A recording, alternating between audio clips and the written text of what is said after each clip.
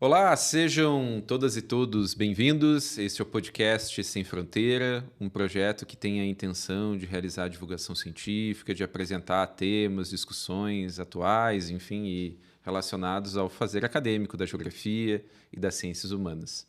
Hoje, no nosso episódio aqui do podcast, nós vamos conversar a respeito da ruologia e a paisagem da rua. E, bom, para a nossa conversa de hoje, eu tenho a satisfação aqui de receber minha colega, parceira, enfim, de trabalho, né? Trabalhou conosco aqui por muito tempo, Thalita Fernandes Gonçalves. Thalita, seja bem-vinda ao podcast Sem Fronteira, que bom te ter aqui. Obrigada, Everton. Eu que agradeço pelo convite e vamos conversar. Pois é, ruologia, vai ter que explicar para a gente o que é isso durante o podcast, tá, Thalita? Já vai anotando aí, eu vou te perguntar isso. Bom, antes de mais nada, então, quero fazer uma breve apresentação da nossa convidada aqui, então. A Thalita, ela é geógrafa, bacharel em geografia pela Universidade Estadual do Ceará. Ela é mestra e doutora em geografia pela Universidade Federal do Rio Grande do Sul, no pós-GEA. Foi professora substituta aqui nos cursos de geografia da UFFS Campus Erechim. E atualmente é professora do município de Porto Alegre, na Escola Porto Alegre, né, com esse mesmo nome. Ela é colaboradora do jornal Boca de Rua desde 2018 e atua principalmente nos temas de população em situação de rua, vulnerabilidade social, direito à moradia e à cidade, geografia urbana, direitos humanos, geografia do corpo, geografia e gênero. Então, Thalita, a gente vai poder conversar um pouquinho sobre a tua tese, uma tese recém-defendida, né? Enfim, e tantas outras construções que tu fez ao longo da tua trajetória. Enfim, eu pensei em te perguntar, para começar a nossa conversa, assim, a respeito de algo que vai passar por toda a nossa discussão aqui, perpassar ela, né? Que está associado à população em situação de rua, né? Bom, eu acho que é um tema carregado de preconceitos, é carregado de situações, de entendimentos do senso comum que são muito estranhos, imagino, daquilo que tu pôde encontrar no teu trabalho, na tua pesquisa, né? Então, eu gostaria de iniciar, Thalita, tentando entender, a partir da tua perspectiva de trabalho, a partir daquilo que tu vivenciou também nas tuas trajetórias de pesquisa, né? O que tu entende como população em situação de rua, né? Enfim, se tu pudesse nos falar um pouquinho a respeito disso, acho que é um bom ponto de partida. Certo.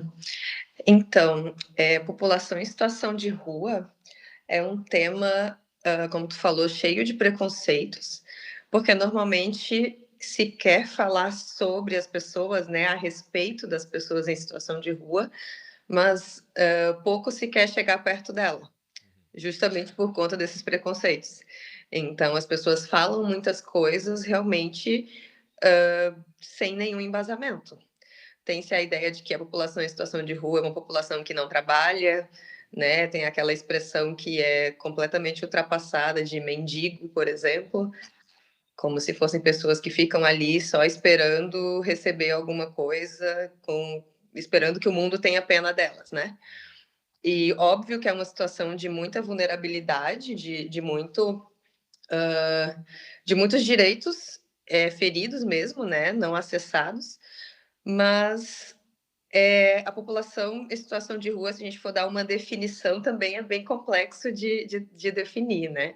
A gente tem uma definição estatal, digamos assim, de uma lei de 2009, que vai definir uma lei federal, né? De dezembro de 2009, que é a Lei 7053, o decreto 7053 de 2009, ele diz que a população em situação de rua ela seria um grupo social vulnerabilizado, com laços familiares interrompidos, que encontra nos logradouros públicos o seu espaço de vida ali, né? Mais ou menos essa definição que é trazida ali. Só que precisa-se de uma definição para poder ali esboçar e construir políticas públicas, mas quando a gente chega perto das pessoas em situação de rua, nem tudo isso se aplica, né?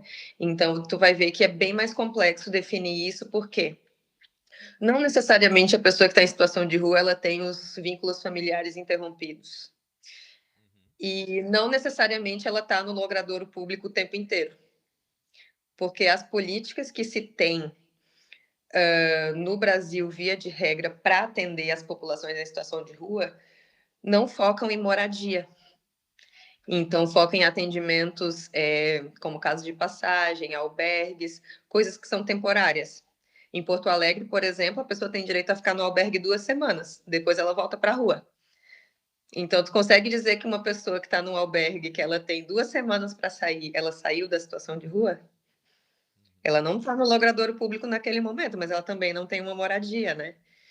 Então, eu diria que a população de rua ela é essa população, né? Completamente heterogênea, que ela vai ter em comum essa falta de moradia fixa e também, infelizmente, a falta de acesso a muitos outros direitos básicos por conta disso, né? Falta de moradia, heterogênea, falta de assistência por parte do Estado, né? Acho alguns pontos interessantes, né? Quando eu estava pensando aqui um pouco da nossa conversa, eu lembrei de um texto eu acho que sei lá qual é o capítulo do Capital lá do Marx, que fala sobre todo um conjunto de transformações da Inglaterra que permitiram, né, o estabelecimento do capitalismo, da propriedade privada e do assalariamento, né? E ele vai tratar do cercamento dos campos, entre outras coisas, ele vai falar das leis que tratam das pessoas que migraram do campo para a cidade, né? E o quanto que essas leis forçavam eles a docilizar, talvez docilizar seus corpos, e no sentido de se adaptar ao trabalho sob perspectiva industrial nascente, enfim, que ali estava posta. Aí tinha uma série de leis, inclusive as leis de vadiagem, né? Que é uma coisa absurda, assim, de pegar um ferro quente e colocar no peito das pessoas um V, né? Grande, coisas do tipo, assim, né? Quando eu fico te ouvindo isso, eu fico pensando assim, o quanto que ainda essa marca, né, essa ideia, né, daqueles que vivem ou estão numa situação de rua, né, o quanto eles carregam um conjunto de marcas, né, talvez não marcas mais físicas, né, talvez algumas sim, né, mas algumas outras marcas, né. E só para a gente ter uma ideia, assim, né, talvez pensando, né, tu falou de diversidade, de heterogeneidade, né. Então, assim, quem são a população em situação de rua, né? Qual é o perfil delas? Quantos são, né? Tens ideias, assim? Existem dados, assim, que a gente possa pensar para entender um pouco melhor a realidade dessas pessoas? Existem, mas Daquele de um jeito, jeito, daquele jeito. de um jeito bem difícil de lidar, assim. Porque acho que a primeira coisa que a gente pode falar é que o Brasil ele não realiza um censo dessa população, né? Então, o IBGE, que realiza o censo da população brasileira, não contabiliza pessoas em situação de rua. E a justificativa é que a metodologia utilizada é a amostra por domicílio. Então, se a pessoa não tem domicílio, tu não consegue contar com essa metodologia, né?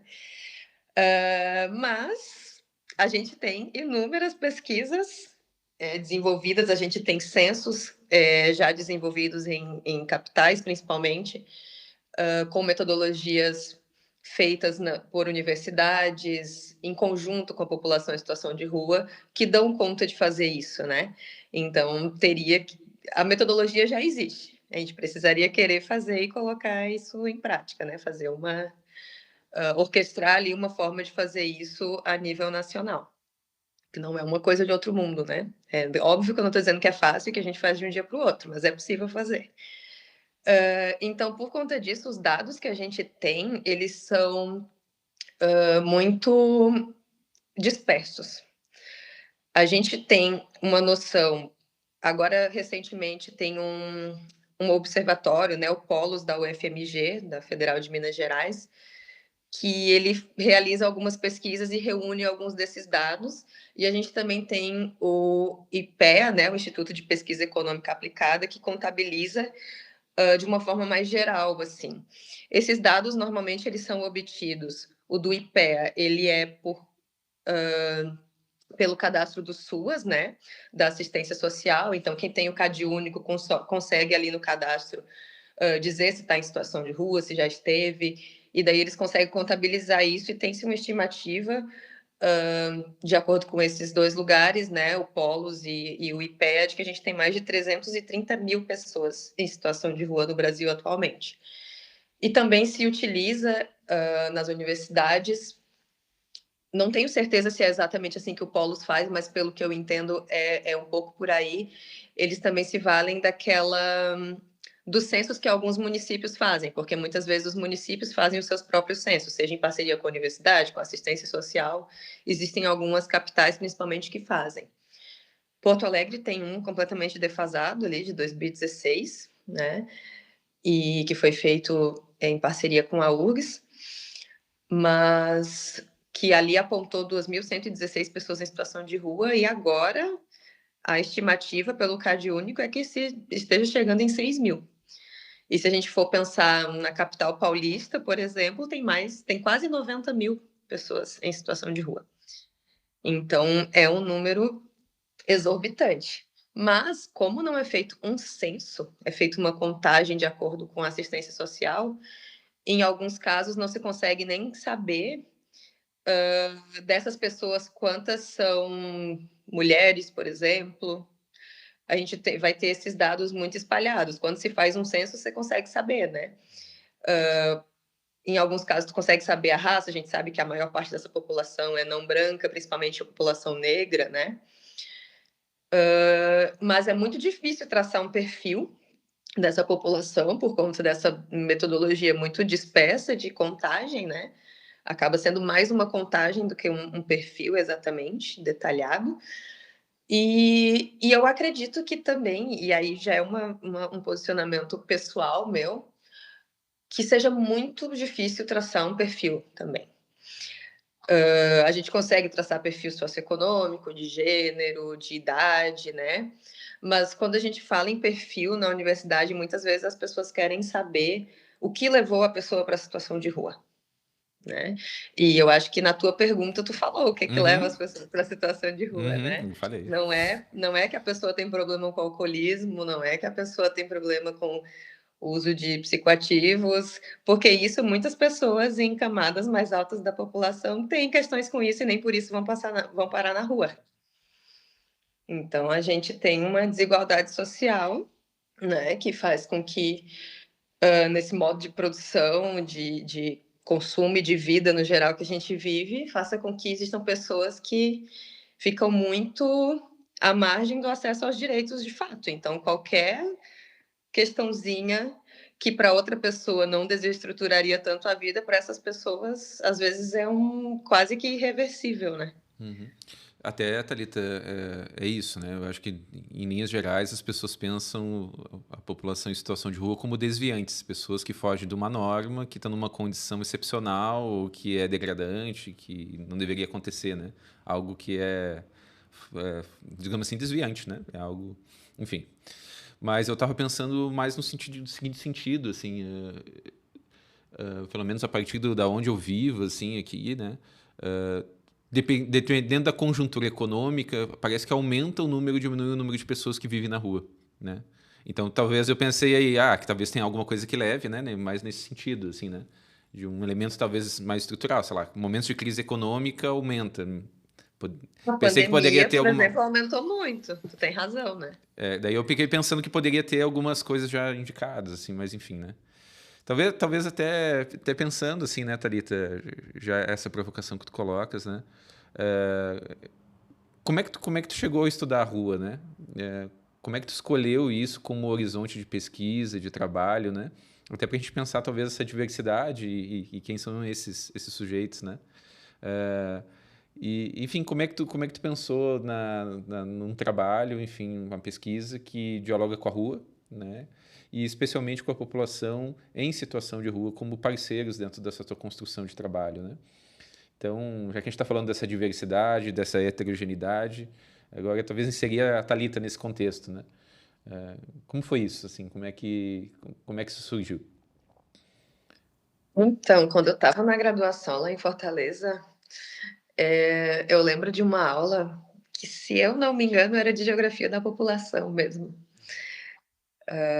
Mas pode ser geografia urbana, então eu não, a memória pode estar me traindo.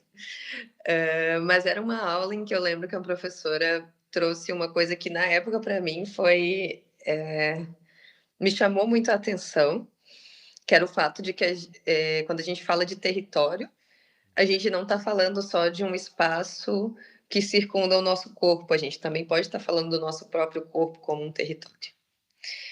E na minha cabeça aquilo ali foi uma grande novidade, uma coisa que eu achei interessantíssima e que fez muito sentido. E eu decidi que eu queria trabalhar com algo que me possibilitasse olhar o mundo por essa ótica, de entender a nós mesmos, a nossa corporeidade, como um componente desse território, como um território em si também, é uma relação que ultrapassa esses limites, essas fronteiras do dentro fora de si, né? E a partir disso, eu decidi que eu queria trabalhar com isso, mas eu não sabia empiricamente o que me levaria a trabalhar com isso, né?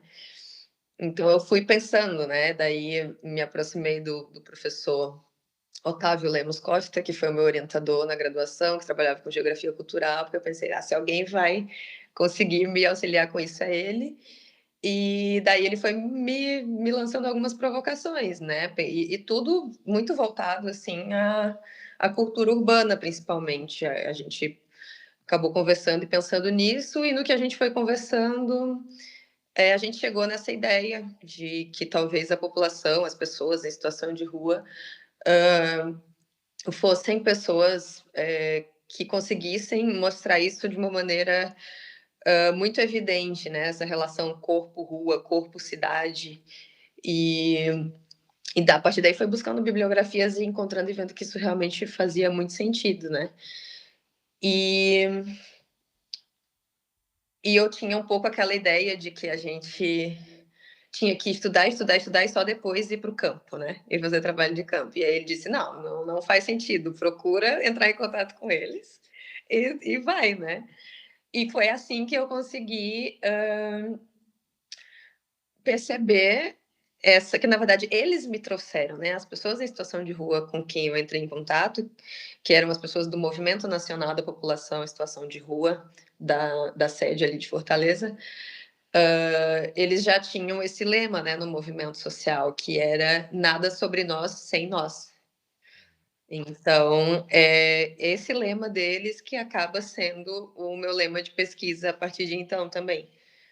De que não faz sentido, se você quer romper com preconceitos que são construídos porque as pessoas não chegam perto deles, tu ir lá e fazer uma pesquisa da mesma forma.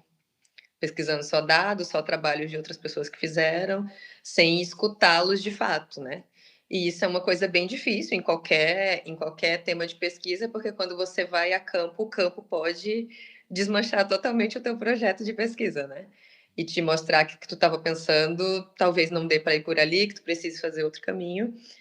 Mas foi assim que começou. Então, essa ideia de fazer as coisas junto a eles, óbvio que ali no TCC foi uma coisa bem mais curta, um contato bem menos intenso do que foi do doutorado, por exemplo, né? Até por uma questão de tempo, de inexperiência, enfim, a gente vai aprendendo ali a fazer, mas já fiz junto a eles, mostrando como que ficou o trabalho depois, mas foi mais com entrevistas, né? Então foi um pouco assim que começou. Aí que a rua chegou até ti, assim. E na trajetória, assim, de pesquisas, de leituras, de diálogos, né, com outros pesquisadores, certamente, referências, né, do teu trabalho, para o teu trabalho, né? Como é que tu poderia avaliar hoje, assim, que a geografia olha para a rua? Como é que a geografia olha para a rua, né?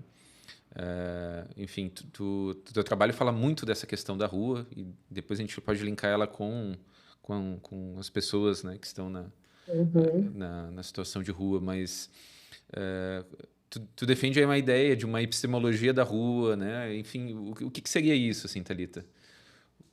Como é que a geografia pode olhar para a rua e o que seria essa epistemologia da rua? O que ela nos traz? Eu acho que tem muitas formas, né? Eu começo ali na graduação muito com a Ana Fani, né? Olhando a questão das relações no cotidiano da rua. Mas eu já vou te retrucar, Por favor. porque eu acho que eu não consigo separar a rua da situação de rua. Porque, inclusive, na tese, eu trago um pouco essa discussão, que a gente que trabalha com as pessoas em situação de rua, a gente usa a expressão a rua, eu até coloco ali com um R maiúsculo, porque a gente está falando, quando a gente se refere à rua, a gente está se referindo à situação de rua dentro desse logradouro público, entende? Então, a gente está falando ali desse espaço público em que todos nós transitamos, mas que para algumas pessoas ele é muito mais íntimo do que é para nós. Então, para mim, a rua ela é tudo isso ao mesmo tempo, o tempo inteiro, né? Então, ela tem até uma matéria do jornal Boca de Rua ali dos anos 2000 que eu referencio na tese, já dando um spoiler da tese, que eles falam que da rua todo mundo é. Porque todo mundo precisa passar pela rua, nem que seja para ir para o trabalho, para ir passear, para ir numa praça, né? Nem que seja só para transitar, a gente vive a rua. Só que para eles a rua ela tem outros atributos que para nós não, né? Ela vai ser casa, ela vai ser tudo que a gente faz na esfera do privado, para eles vai ter que ser na rua, né? Então é muito daí que vem até os incômodos que para a sociedade domiciliada, né, que nem a gente, acaba causando ali. Mas, para ser um pouquinho mais objetiva com a tua pergunta, né, como que a geografia pode olhar para a rua, eu acho que tem muitas formas, mas na minha pesquisa eu acabei fazendo isso muito pelo viés da paisagem, principalmente no doutorado, né? Pensando que muitas vezes se coloca a população, as pessoas em situação de rua, a população em situação de rua, como invisíveis, mas na verdade elas causam muito incômodo, né? Então, invisíveis até certo ponto para que não acessem direitos, mas muito visíveis para que sejam atacadas e exterminadas. Então, foi por aí também que me parece que o conceito de paisagem ele seja muito, muito, muito necessário para pensar a rua. E aí, a rua é isso, nas suas múltiplas relações, né? A rua como espaço físico que recebe muitas, que é feito de muitas relações, das quais as pessoas em situação de rua também participam. Pois é, a rua muitas vezes ela é passagem, né? Ela é uma rede, é um nó de uma rede, ou é né, o caminho de uma rede no qual pessoas circulam, no qual mercadorias, coisas, enfim, vão de um lado para o outro, né? Sei lá, a rua parece, não sei se faz sentido ou não, né? Parece que perde sua potência, inclusive enquanto debate público, um espaço onde o diferente se encontra, né? Toda essa ideia, não sei. Eu acho que a gente tem, não sei se faz sentido essa leitura, né? Com Mas eu acho, certeza. mas eu acho que tu me traz uma questão assim de pensar eles, né, numa situação de invisíveis e indesejáveis ao mesmo tempo, né? E, enfim, isso traz essa ideia de paisagem da rua também, né? Então, como é que tu pensa essa relação da rua como paisagem, como potência de vida, né, como espaço de luta? O que teu trabalho trouxe, assim, né, nesse sentido, assim? Quando eu falo da paisagem da rua, né, eu trago muito essa questão da luta, porque eu penso que como a gente vive num mundo extremamente desigual, lutar faz parte da vida, né? Mas ao mesmo tempo, eu acho que a vida também não deveria ser só luta, né? O ideal seria que a gente não precisasse lutar tanto, né? Mas apesar de precisar, também dá para fazer outras coisas e a luta também não precisa ser necessariamente sofrimento. Então eu acho que quando eu trago a questão da paisagem da rua, na tese, sobretudo, eu trago muito isso da luta como uma valorização da potência de vida, porque do ponto de vista estético, né, a gente está sempre vendo as pessoas em situação de rua serem colocadas como elementos que deixam a paisagem feia, como elementos que têm que ser retirados da paisagem, né? Então isso vai justificar as políticas de higienização que têm ficado cada vez mais intensas. que chegam a uma necropolítica muito óbvia, muito descarada, digamos assim, né? Então, toda aquela imagem que tu já deve ter visto, quem está ouvindo também já deve ter visto nos jornais, que quando se faz uma matéria sobre pessoas em situação de rua, olha, eu acho assim que 99 de 100 vezes as pessoas vão colocar uma imagem de uma pessoa deitada em cima de um papelão ou de uma pessoa muito suja e muito mal cuidada. Carrinho E de se tu olha. supermercado, Oi? um carrinho de supermercado, né? Exatamente. E aí vão colocar ali uma coisa, uma bagunça que reforça isso, né? Que é óbvio que existem pessoas que estão nessa situação, nessa condição, e aí que é muito grave, né? Mas quando você coloca apenas essa imagem, você praticamente justifica a ideia de que qualquer coisa para elas vai estar bom porque elas já estão na pior. E quando você olha para uma imagem daquela forma, você não imagina que há mais de 15 anos exista no Brasil um movimento social completamente construído e protagonizado por pessoas que moram na rua. Porque você olha para a pessoa naquele estado e você pensa, não, essa pessoa aqui não tem nenhuma noção do que é política, do que é direito, né? Mas não é assim. Então, mesmo essas pessoas que estão nessas condições conseguem fazer isso, mas também é importante dizer que não são todas as pessoas em situação de rua que estão numa situação tão extrema, né? E que também é importante ressaltar que eu não estou querendo romantizar a situação de rua, mas sim mostrar que existe vida e que as pessoas têm intelecto, têm cognição, elas conseguem fazer as coisas, não são coitadinhos que precisam que a gente faça por eles, entende? É óbvio que ajuda muito se tiverem parceiros que estiverem em situação, em uma condição de ser olhado de uma forma diferente, de estar junto para fazer coisas diferentes, porque, infelizmente, se for uma pessoa em situação de rua, muitas vezes tentar entrar num prédio administrativo, político, por exemplo, talvez ela não consiga, dependendo do lugar, né?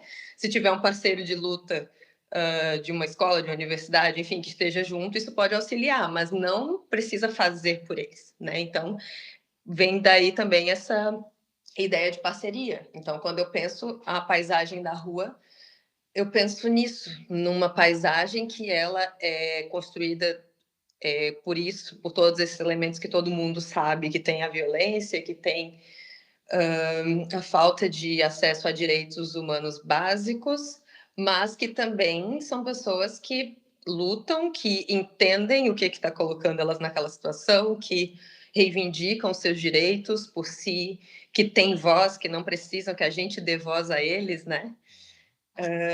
E que também vivem, que também se divertem, que constroem um jornal, por exemplo, como o Jornal Boca de Rua, há 25 anos. Então, isso não é pouca coisa, né? Se fossem pessoas coitadinhas que não têm condição de fazer nada, não iam conseguir fazer tudo isso, né? Então, acho que é uma paisagem muito complexa. Sim, sim.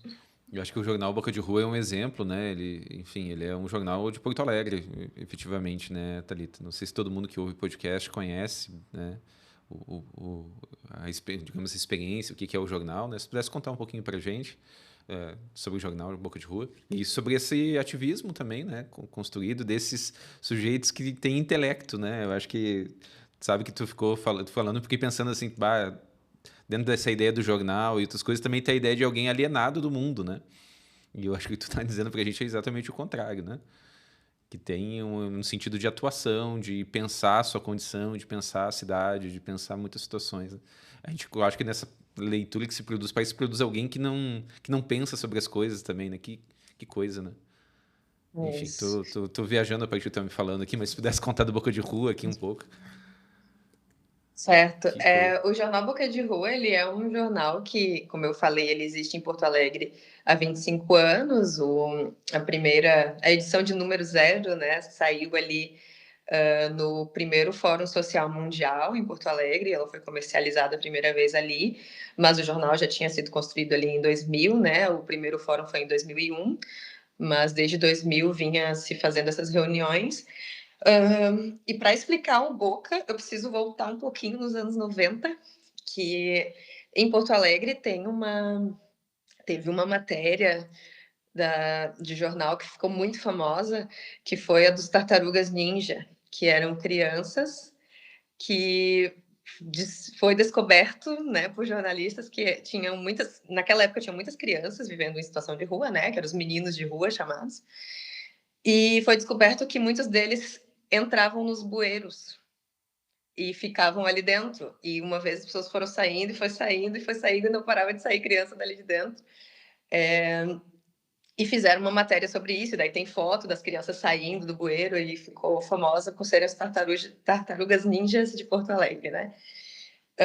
Então, essas crianças, elas foram crescendo, e muitas delas seguiram em situação de rua ao chegar à vida adulta, né? Porque a gente sabe que a estrutura ela não tem se modificado para que isso mude. Então, muitas dessas pessoas que viviam, que eram adolescentes em situação de rua ali nos anos 90, passaram a ser os primeiros membros do jornal Boca de Rua nos anos 2000. E a Rosina Duarte, que é a jornalista que idealizou esse projeto, primeiro ela tinha pensado numa rádio que ficasse ali comunicando nos postes da cidade, né? Mas ao chegar perto do pessoal na praça para conversar, ela e a Clarinha Glock, que era uma outra jornalista, elas acabaram recebendo essa ideia de fazer o jornal e começaram a fazer o jornal junto do pessoal. E sempre com essa ideia de que eram eles que deveriam dizer o que tinha que ser dito. Porque, e isso é um argumento que eu trago ali na tese, para pensar essa questão da paisagem da rua, porque o Boca de Rua, ele muda, ele inverte essa lógica da enunciação sobre a paisagem da rua, que antes era feita só por pessoas que não vivem a rua. E aí era isso, carregada de preconceitos, de estigmas, se fala das pessoas como miserável, como coitado, que está no fundo do poço e que, enfim, não se coloca um microfone ali para ouvir o que ele tem para dizer, né? Então, o Boca de Rua ele faz o contrário. Essas pessoas sobre quem todo mundo falava começam a falar sobre si mesmas e sobre a rua. Então, eles começam a falar sobre as outras pessoas que vivem a rua sem estar em situação de rua, né? Porque as pessoas passam por nós na rua e viram a cara ou atravessam a rua porque têm medo. Então, eles começam a enunciar também sobre as outras pessoas que passam por eles na rua e que lidam com eles na rua, que os agridem. Então, é uma potência, assim, gigantesca. Você pensar que nos anos 2000 alguém pensou em fazer isso e que isso continua até hoje, né? Então, a lógica do jornal é essa, que existem pessoas que não estão em situação de rua, como eu, por exemplo, que cheguei ali no Boca de Rua já em 2018, quando eu estava concluindo a minha dissertação e planejando o doutorado. Eu me aproximo do Boca pensando em trabalhar essa questão da situação de rua em Porto Alegre a partir do jornal. E daí eles me dizem, tá, para tu fazer isso, tu precisa dar uma contrapartida para o jornal, né? Tu tem que fazer parte do jornal como colaboradora. E aí eu vou entendendo que tem essas categorias. Tem o protagonismo das pessoas em situação de rua, que são elas que decidem as pautas, que fotografam, que entrevistam, que constroem as matérias, mas que tem os colaboradores que podem auxiliar jamais coordenando, né? A gente não tem uma hierarquia no Boca, assim, né? Tem o protagonismo da rua, mas é tudo muito horizontal. Então a gente pode lhe dar alguma ideia, trabalhar junto, mas sempre respeitando esse protagonismo de quem vive a rua. E me parece que é isso que faz esse jornal viver tanto tempo. Porque não são pessoas domiciliadas que nunca viveram a rua dizendo como ele tem que ser, e sim a própria rua, né? Então, acho que, se eu for resumir, assim, o que é o Boca de Rua, ele é esse jornal que é construído pelas pessoas em situação de rua, majoritariamente construído por elas, né?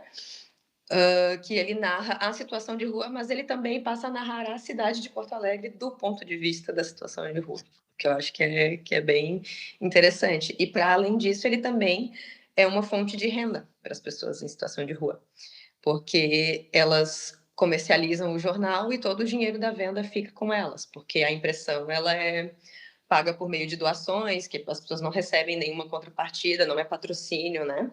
Então, acho que isso também garante que o jornal seja mais livre, porque as pessoas que doam, elas doam porque acreditam no trabalho, e não porque elas querem controlar o conteúdo do jornal, porque isso não pode acontecer, né?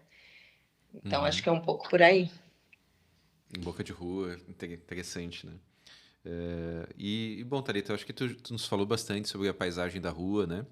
Acho que tu tocou no ponto dessa indissociabilidade que tu vê, né? Dessa relação de quem são as pessoas em situação de rua e a própria rua, né? Como isso não pode ser separado, né? Ou ter uma visão só do domiciliado, como tu disse, né? Mas o nosso podcast também aqui tem um título, no título ali, Rualogia, né? E eu queria que tu pudesse nos contar um pouco mais a respeito da ruologia, né? Do que se trata, né? Como é que foi pensado, cunhado esse termo, enfim, né? O que é a ruologia? Então, a Só pergunta fácil hoje pra ti, ruologia né? Só. é só fichinha. A ruologia ou ruaologia, ela tem aí essas duas formas de ser falada.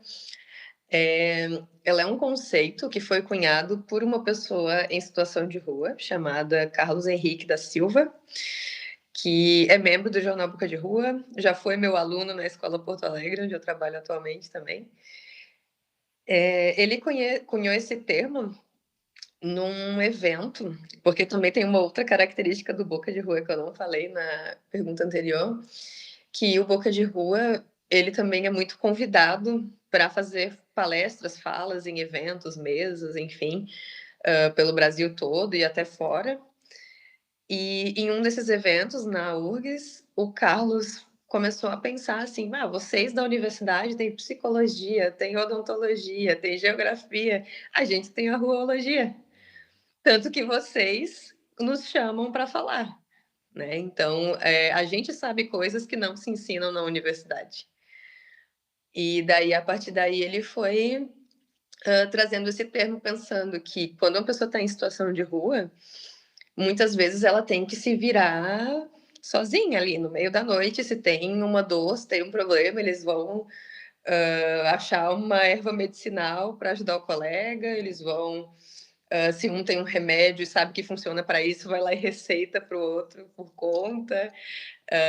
Tem ele, por exemplo, trabalhava como protético, né, o Carlos. Então ele sabia quando uma pessoa tinha uma dor de dente, ele sabia ajudar. Vão ter pessoas que vão ter as suas diferentes formações, seja de cursos ou seja da vida.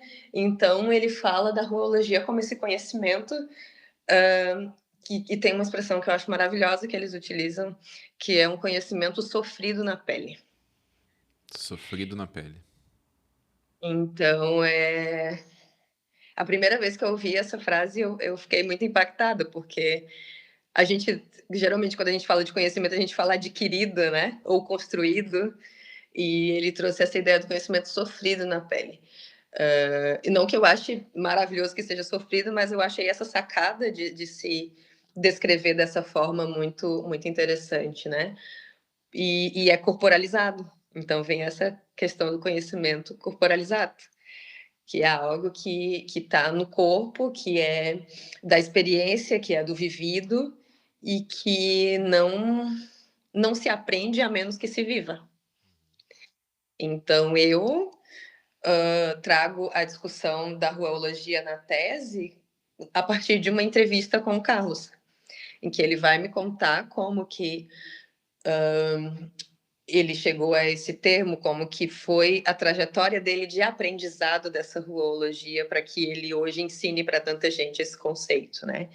Então é algo que eu posso conhecer, mas que eu não aprendi na pele como as pessoas em situação de rua aprenderam. E daí a gente até brincava, né, quando ele estava na escola, que no Boca de Rua ele era meu professor e na escola eu era professora dele, né? Só que no Boca de Rua ele me ensinava ruologia e na escola eu ensinava geografia.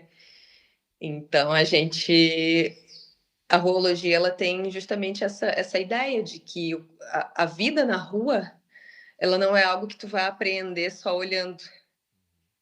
Então, disso vem muito a ideia de fazer junto. Se a gente quiser fazer um censo no Brasil, a gente tem que fazer junto das pessoas em situação de rua, né? Tem que achar alguém que consiga fazer essa interlocução e te contar como que é a dinâmica da rua, senão você vai procurar as pessoas no horário errado, você vai procurar as pessoas no horário que elas estão, sei lá, num equipamento da assistência almoçando. Então, tu não vai achar as pessoas na rua, né? Então, qualquer coisa que se precise fazer a respeito das pessoas em situação de rua vai ser mais bem feita se for feita junto delas, justamente por isso, porque não é uma realidade que você apreenda de longe. E a ruologia é isso, ela vai resumir isso num conhecimento corporalizado.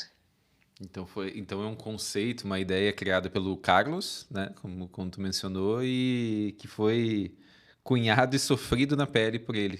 E a partir disso, traduzido para o mundo acadêmico, para os outros domiciliados, né? Uhum. O que significa essa experiência, essa vida. E, e tem um termo novo, que agora eu vou dar spoiler, Conta pra que gente. quando eu estava fazendo o trabalho de campo para o doutorado, tem um outro membro do jornal, que é o Michel Vasconcelos, que uma vez ele pegou o meu caderno, ele pediu o meu caderno emprestado, que eu estava fazendo anotações, e ele escreveu a seguinte frase: para chegar ao doutorado em ruologia, primeiro tem que se formar em medicina. Medicina. E aí, e aí, quando eu levei isso para a banca, só que eu coloquei ali na epígrafe da tese essa frase, e daí um membro da banca disse: tá, tu fez um capítulo inteiro sobre a ruologia, cadê a medicina? Né, Né? tá sendo sofrida ainda, tá sendo elaborada Exatamente, a partir. tá sendo construída. E aí eles falaram, não, e o Carlos e o Michel participaram da minha banca da tese, né? E aí eles falaram, não, fica tranquila que ela não botou isso na tese porque a gente não ensinou para ela ainda. A gente não quis ensinar ainda. Exato. Então eles agora estão aí trabalhando na construção do conceito de medicina. Ah, que maravilha. E Thalita, assim, a tua tese faz parte de uma construção, de uma caminhada que tu realiza há muito tempo, assim, de trabalhos, de pesquisa sobre aquelas temáticas que a gente já comentou ali no começo, né? E essa relação das mulheres com a cidade também é um ponto que tu tocou mais na tua dissertação, né? Pensando nessa relação das mulheres e a cidade, enfim. E como se fosse também acho que uma relação de conquistar um direito relacionado ao corpo e à cidade. Enfim, eu gostaria que você pudesse nos contar um pouquinho assim como é que tu construiu essa tua relação. E talvez aí não sei se você tratou especificamente da população em situação de rua, mas se tu pudesse nos contar um pouco a respeito dessa relação então da ação das mulheres, essa busca pelo direito ao corpo e à cidade e na cidade, né? Pudesse nos contar um pouco dessa tua trajetória também. Na dissertação, ela veio como esse tema, ele veio como um desdobramento do TCC ali, tá tudo bem encadeado, né? Que no TCC eu trabalhei com a percepção da paisagem, a partir das pessoas em situação de rua, e eu fiz isso a partir de algumas entrevistas, e numa das últimas entrevistas eu fiquei inquieta com o fato de que eu praticamente só tinha conseguido conversar com homens, tinham poucas mulheres, né? E eu aproveitei para perguntar para uma das pessoas que estavam me concedendo a entrevista se como que era isso, se tinha pouca mulher em situação de rua, se tinha mais e eu que não estava encontrando, né, ali naquele território que eu estava. E daí teve um entrevistado que falou: "Ah, até tem mulher em situação de rua, mas a rua para a mulher é mais fácil porque ela já nasce com o ganha-pão". Eita, forte. Exatamente. E aí eu como mulher ouvi aquilo ali e fiquei: mais fácil, será, né?". E tá, óbvio que não tô, fazendo aí um juízo de valor, porque até a gente sabe que a nossa sociedade é extremamente machista, estruturalmente machista, né, e a situação de rua não vai ser diferente, né, vai ter esses traços aí que tem na sociedade num geral. E aí isso me inquietou e eu pensei: "Tá, se a própria rua está falando isso das mulheres que estão na rua, o que será que o resto da sociedade pensa, né?". E daí quando eu fui para o mestrado, eu decidi pesquisar esse tema, pensar, qual que é a diferença, né, que o gênero ele vai atribuir às mulheres em situação de rua. Como que é ser mulher em situação de rua em relação a ser um homem em situação de rua, né? Acabei pensando aí a questão do gênero muito na cisgeneridade, né, mulher e cis, muito porque no campo não topei com nenhuma mulher trans onde eu estava fazendo esse campo, que era na cidade de Pelotas, né? Não foi nenhum desejo específico, né? Foi mais porque era o grupo com quem eu estava trabalhando ali na época. Então ficou muito nessa seara do ser mulher trans na rua, ou desculpa, ser mulher cis na rua em relação a ser um homem cis na rua, cisgênero, né? E daí essa pesquisa, ela mostrou ali que para tu ter direito a estar viva em situação de rua, muitas vezes tu tem que ter um parceiro, né? As mulheres vão adotar algumas estratégias, dentre as quais a mais comum é não ficar sozinha. E não ficar sozinha no sentido, entre aspas, romântico, afetivo, sexual, né? Que não é algo tão romântico assim, porque elas, inclusive, trazem a questão de que muitas vezes elas têm que aguentar os abusos sexuais de um homem para não ter que aguentar de todos os outros. Então, elas ficam com um homem que muitas vezes é abusivo com elas, violento com elas, para que elas não estejam, entre aspas, à disposição, né, para ser abusada pelos outros, porque aquele que está com elas vai protegê-las dos outros, né? Então, é uma realidade, assim, muito pesada, porque as que não fazem isso vão adotar outras estratégias, que é ser a louca, né? Também, entre aspas, assim, ser a que vai ser mais agressiva, que vai ficar mais suja, para ver se alguém não quer se aproximar, né? Então, o mais comum é ser a que vai ter um parceiro ali e vai, entre aspas, proteger dos demais. Então, foi um pouco esse o caminho, né? Eu conversei ali com mulheres, na época eu fazia o mestrado na URGS também, mas eu morava em Pelotas, então eu fiz o campo em Pelotas, porque eu já estava querendo fazer uma aproximação mais etnográfica, que eu conseguisse conviver de maneira mais próxima com elas. Então, eu convivi com algumas no Centro Pop, que é um equipamento da assistência social que tem nos municípios, que foi estabelecido por aquela lei de 2009, que eu mencionei no começo da conversa, e também com uma mulher que eu conseguia conviver com ela na rua, que um colega que eu conheci numa disciplina que eu fiz na antropologia da UFPEL mediou esse contato com uma que não acessava o Centro Pop, mas estava sempre ali na rua com um companheiro, né? E uma coisa muito forte que aconteceu quando eu estava concluindo a escrita da dissertação foi que ocorreu um feminicídio de uma mulher em situação de rua, e que foi o companheiro de uma das minhas interlocutoras que executou. E não que fosse ser mais grave ou menos grave, né? Mas me deixou muito mal na época, porque eu imaginei que pudesse ser uma das minhas interlocutoras, né? Demorei um tempo a descobrir que não tinha sido, mas ainda assim foi algo que impactou muito ali naquele período da dissertação, né, que mostra como essa realidade ela é muito complexa. E para mim é muito delicado falar disso, porque eu não quero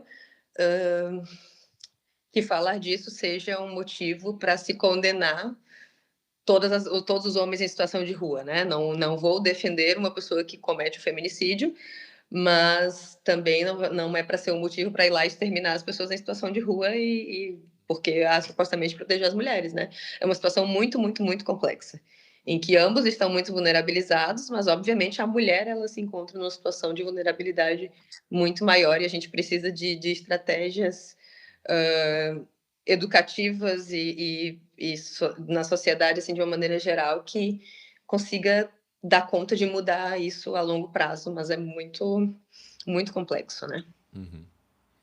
Thalita, enfim, a dissertação deixa elementos para a gente pensar, assim, né? Bom, acho que todos que nos ouvem podem buscar nos teus trabalhos também mais detalhes com relação a esse recorte que tu fez, assim, de trabalho, de pesquisa e aquilo que pode ser captado a partir disso, dessa tua experiência, assim, né? Bom, acho que já fica mais uma dica de leitura de quem nos ouve, gostaria de saber um pouco mais. E, inclusive, Thalita, a gente já está encaminhando para o final do podcast aqui. E indo nessa direção, eu gostaria de te pedir algo que eu peço a todos os nossos convidados sempre, né? Muitas pessoas que nos ouvem se inspiram nas conversas, aqui nos diálogos, pensam os seus trabalhos acadêmicos, também às vezes dão guinadas, né, com relação àquilo que gostariam de fazer nos seus estudos. E esse momento de deixar alguns conselhos, algumas dicas para aqueles que estão nos ouvindo, que estão iniciando, né, ou que já são, né, tem uma longa caminhada, mas gostariam de saber um pouco mais, né, sobre o tema dos nossos episódios, né, é algo bem importante. Então eu queria saber de ti, assim, se tu tem alguma indicação de leitura, de referências, livros, artigos, filmes, documentários, podcasts, enfim, o que for, né? Então, acho que para fechar aqui nosso podcast e tudo que tu pode nos trazer, o que tu pode nos recomendar, sugerir, apresentar de conselhos, enfim, aos nossos ouvintes? Tem uma lista, vamos lá. Acho que posso recomendar meu próprio trabalho, né? Esse já tá A na gente lista. Esse eu tem recomendo, fica tranquilo. aquelas fazendo uma propaganda, né? Não, brincadeira, mas assim, tem sobre a questão do gênero.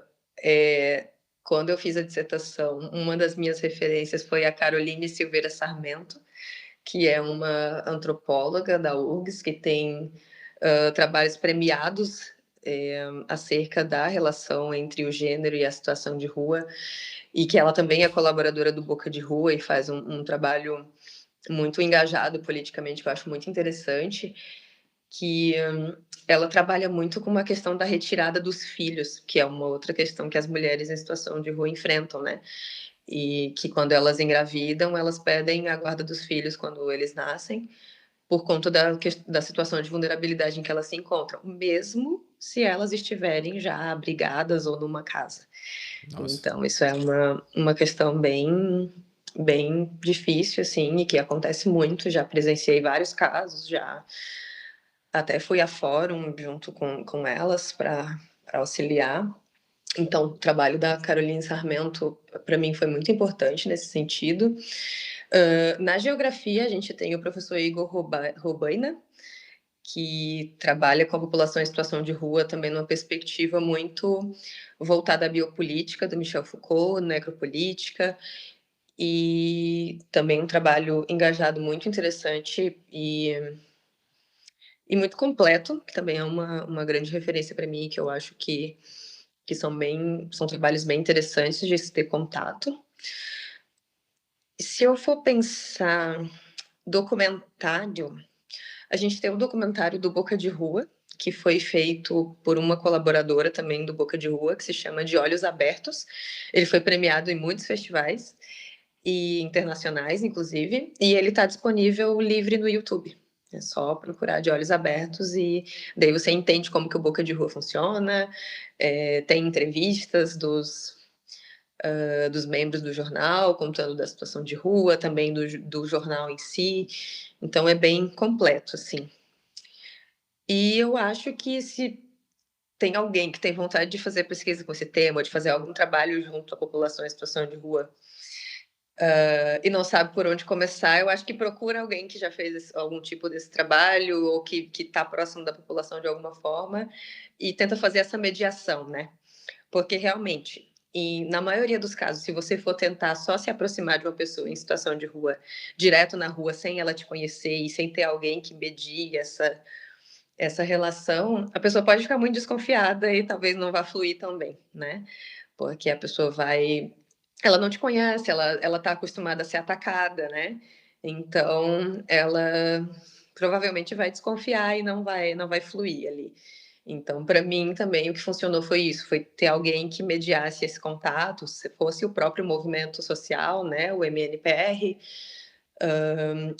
No caso do Boca de Rua, foi o meu co-orientador, o Tiago Lemões, que já conhecia o grupo, que mediou essa relação para eu entrar em contato com eles, porque assim eles vão conseguir perceber que se tem uma pessoa em quem eles confiam, que confia em ti, eles não vão confiar automaticamente em você também, porque essa relação precisa ser construída, mas já é um passo a mais que foi dado e tu consegue se inserir um pouco mais fácil ali, né? Então, acho que é um pouco isso. Então, gente, fica também as recomendações aqui da dissertação, da tese da Thalita, para todo mundo que quiser acompanhar, tá na página do repositório da Universidade Federal do Rio Grande do Sul, à disposição, né?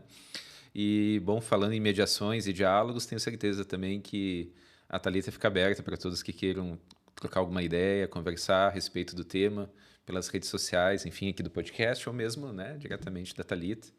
Acho que eu já estou te colocando nessa aqui, Thalita, também, de ficar à disposição. Bom, Não, com certeza, eu acho ótimo poder ser uma ponte para quem quer começar a trabalhar com o tema, assim como tiveram pessoas que fizeram isso comigo, né? Então, não hesitem em chamar. maravilha, maravilha. Thalita, obrigado mais uma vez por ter aceito o nosso convite, né? Estar aqui conosco, aqui no podcast Sem Fronteira. E, bom, espero que a gente possa continuar nossos diálogos aí. Todo mundo que quiser também conversar e traçar diálogos aí com a Thalita, existem possibilidades, né? Nossas redes e tudo mais. Obrigado, Thalita. Eu que agradeço. Obrigadão, Everton. E, bom, gente, a gente vai ficando por aqui. Lembrando que o Podcast Sem Fronteira é um projeto de extensão, né? Então, não tem fins lucrativos. A ideia é poder apresentar e construir um espaço no qual a gente possa veicular informações acadêmicas confiáveis, né?